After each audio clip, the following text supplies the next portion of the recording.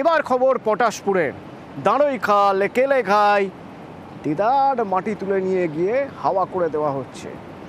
তো এই মাটি চুরি হচ্ছে কিভাবে? পঙ্কজ প্রতিনিধি আমার সঙ্গে রয়েছেন, বলতে পারবেন পঙ্কজ?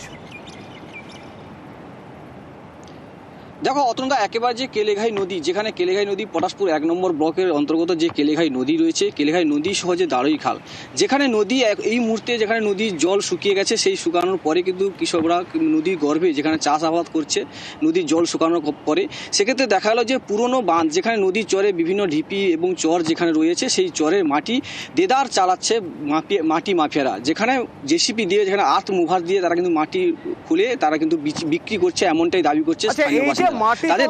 মাটি তোলার কোনো অনুমতি নেওয়া হয়েছে পঙ্কজ?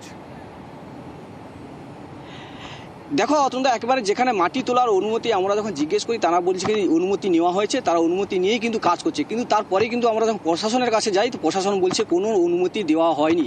এইভাবে তারা যখন শুনি,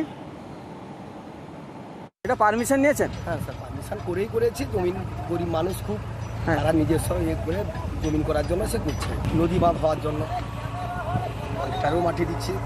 এই পাশেও পাইন হচ্ছে মাটি, মানে সব জায়গায় টোটালি নদী বাঁধের জন্য বেশিরভাগই মাটি আছে। তার সাইডে গরিব মানুষ যারা আছে টুকটাক তাদেরও তো প্রয়োজন। পঙ্কজ প্রশাসন কি বলছে? প্রশাসন আদৌ কি কিছু জানে, নাকি জেনেও না জানার ভান করছে? দেখো প্রশাসন, যে ক্ষেত্রে প্রশাসন, আমরা যখন প্রশাসনের কাছে দ্বারস্থ হই, তখন প্রশাসন জানাচ্ছে যে আমরা এইমাত্র খবর পেলাম, আমরা এই ব্যবস্থা নেব, এই মতন তারা কিন্তু জানাচ্ছেন প্রশাসনের পক্ষ থেকে। যারা মাটি কাটছে অবৈধভাবে, তাদের কিন্তু কঠোরভাবে ব্যবস্থা নেওয়ার আশ্বাস দিয়েছেন। ব্যবস্থা নেবেন, বেশ। তো ভিডিও কি বলছেন, কি ব্যবস্থা নেওয়ার কথা বলছেন, শোনা যাক।